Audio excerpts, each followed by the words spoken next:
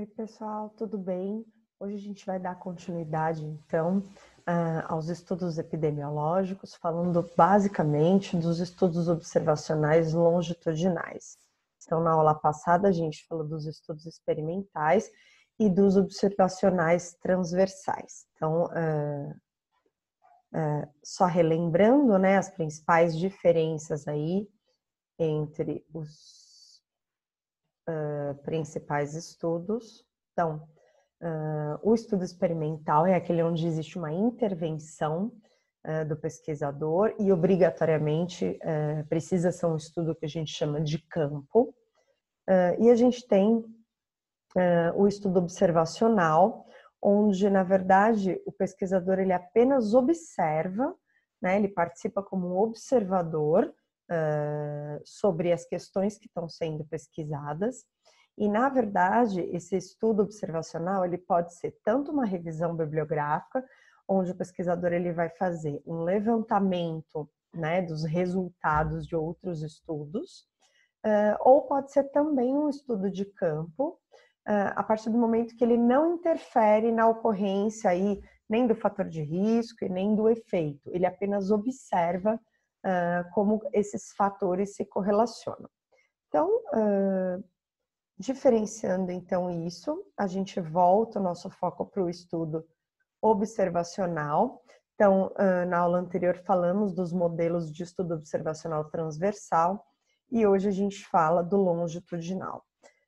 Ao contrário do transversal, onde existe um corte no tempo, né, a gente vai estudar um determinado período específico, o estudo longitudinal ele tem uma sequência temporal, ou seja, existe um começo, meio e fim, onde é conhecida aí essa sequência, né, a partir da exposição ao determinado fator de risco, e depois observado o surgimento da doença, ou ainda um fato evolutivo, como é que essa doença ela se manifesta, qual é a sua história ao longo do tempo. O estudo longitudinal ele pode ser dividido ainda em prospectivo, que é aquele que acompanha ao longo do tempo, sempre com uma visão futura, e retrospectivo, que é baseado praticamente em acontecimentos passados. Então, se parte de um ponto presente e avalia-se fatos em períodos passados. Como vocês lembram, lá no estudo transversal, a gente tinha estudos individuais, estudos coletivos, né, que também são chamados de ecológicos. Aqui no estudo longitudinal não é diferente. Dentro dos estudos individuais, a gente tem os estudos de coorte e os estudos de caso-controle, e dentro dos estudos coletivos, a gente tem os ecológicos. Então, a nomenclatura é a mesma para os estudos coletivos, sejam eles de origem transversal ou longitudinal.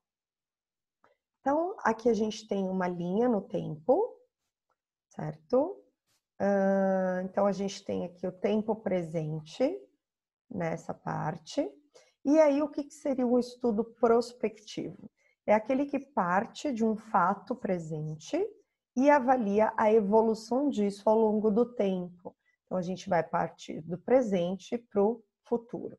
Já o estudo retrospectivo, ele parte do presente para registros existentes no passado. Então, ele literalmente vai fazer uma retrospectiva aí de fatos que possam estar associados ao que a gente observa no tempo presente.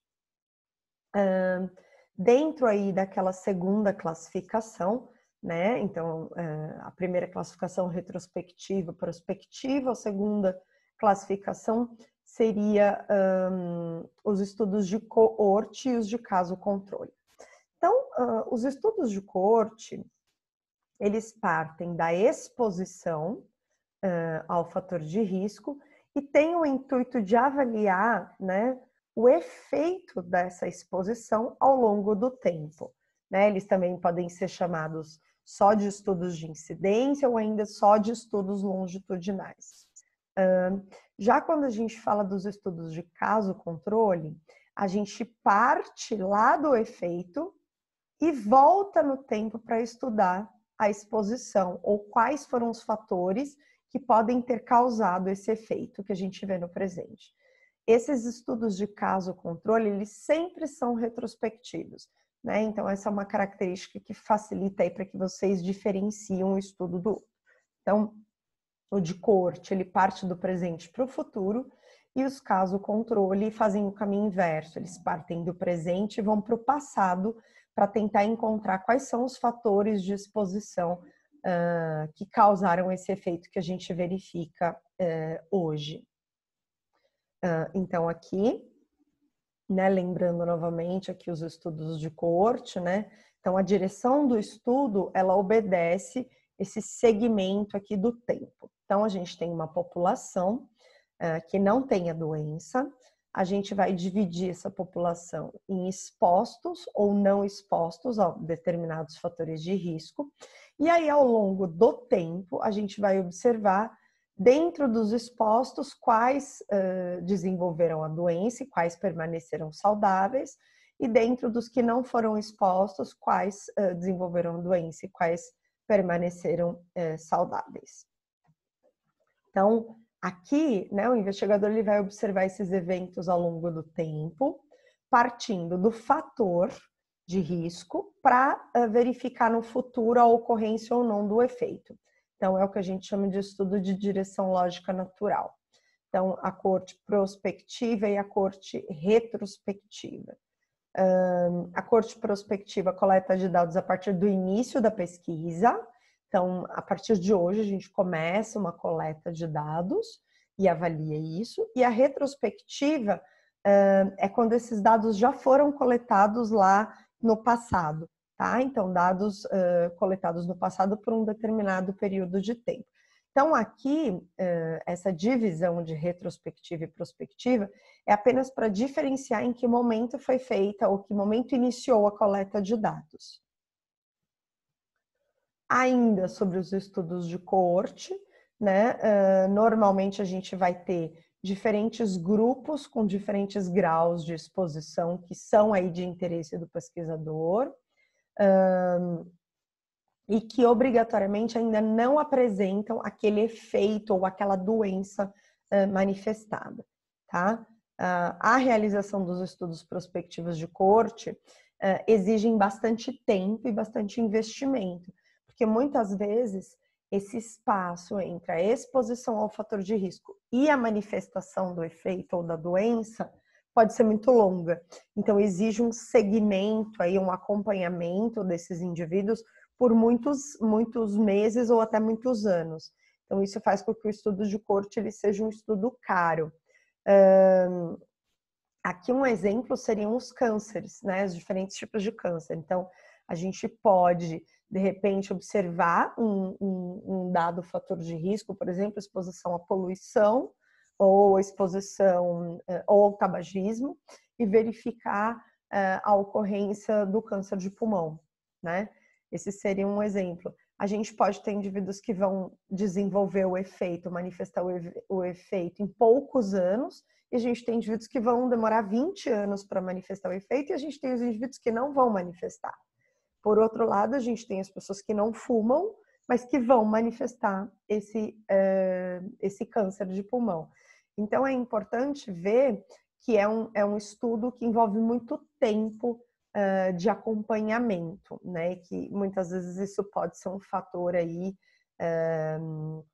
que pese para o delineamento desse tipo de pesquisa, tá? Por conta do tempo e do investimento necessários.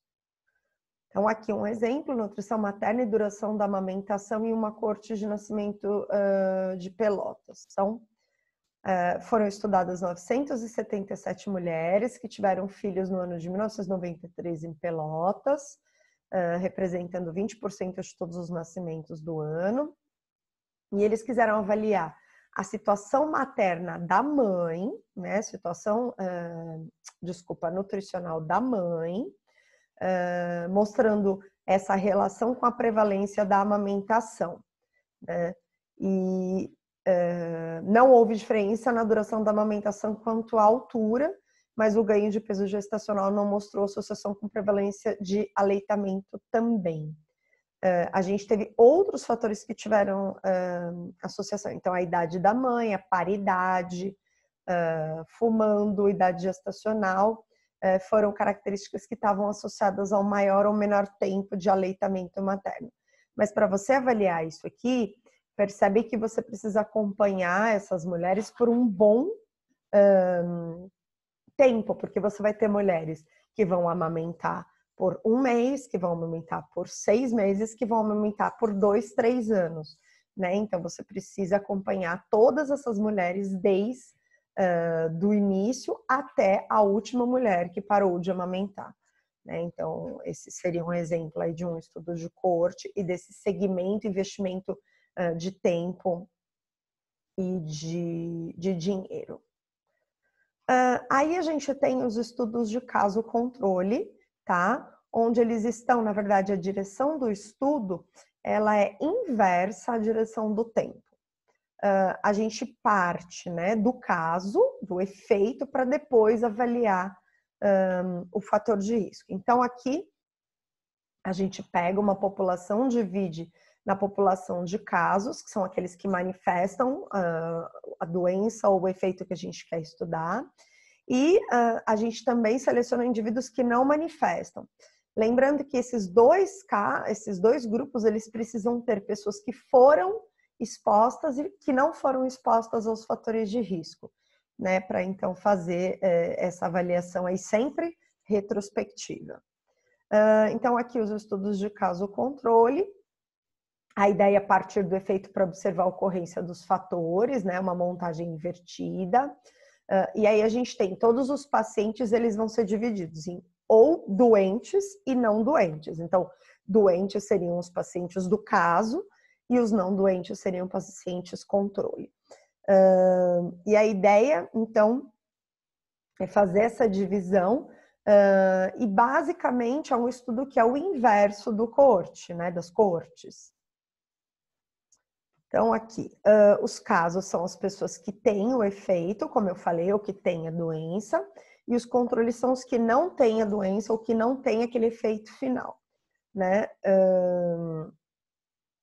A alternativa mais rápida do que fazer estudos, por exemplo, de coorte, onde você vai acompanhar, de repente, por muito tempo, e que, dependendo do tipo de fator, do tipo de efeito que você quer verificar, esse efeito ele pode nem aparecer, ou ele pode demorar muitos anos para aparecer, né? Então, é uma boa alternativa a gente fazer um estudo de caso controle, e aí a gente parte do efeito e vai estudar o fator de risco, certo?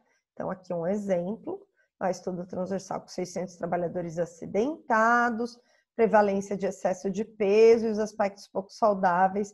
Então, voltando aqui, né? Eles avaliaram, primeiro selecionaram esses indivíduos que foram acidentados, que foram atendidos em serviços hospitalares especializados, e depois fizeram toda a parte de caracterização dessa amostra. Então, situação socioeconômica, ocupacional, prática alimentar, estado nutricional. E aí, no final, eles avaliaram, né, verificaram uma alta prevalência de excesso de peso e aspectos pouco saudáveis com relação à alimentação, associada ao aumento do número de acidentes, né? Então, eles partiram dos acidentes para depois avaliar os outros fatores e não acompanhar os fatores para depois verificar a presença do efeito, que nesse caso seria o acidente. Então, esquematizando aqui para a gente entender, se eu for pensar na exposição, né, são indivíduos que estão expostos, que não estão expostos, né? Eu vou verificar a exposição ou eu vou verificar o efeito? Então, se a gente for partir da verificação da exposição, então eu estou avaliando o fator de risco, basicamente eu estou falando de um estudo de coorte, né? Então, eu parto da exposição e verifico esses indivíduos, os expostos e os não expostos, vou acompanhá-los para ver dentro desses dois grupos quem vai se manter saudável e quem vai manifestar a doença ou o efeito que a gente está procurando. Nos estudos de caso controle, o caminho é inverso. Então, eu não estou procurando a exposição, eu já vou partir diretamente do efeito para depois estudar a exposição ou os fatores que podem ter contribuído para esse efeito. E aí, dentro disso, né, a gente parte dos indivíduos que têm a manifestação, que têm a doença ou que têm o efeito, que seriam os casos, e os indivíduos que não têm, que são os controles. E aí a gente faz aí um caminho inverso, né? Faz uma análise totalmente retrospectiva para entender quais foram os principais fatores de exposição desses indivíduos, certo? Então era isso que eu tinha para falar aí para a gente finalizar essa parte de estudos observacionais longitudinais e nos vemos aí na nossa próxima aula. Obrigada, pessoal!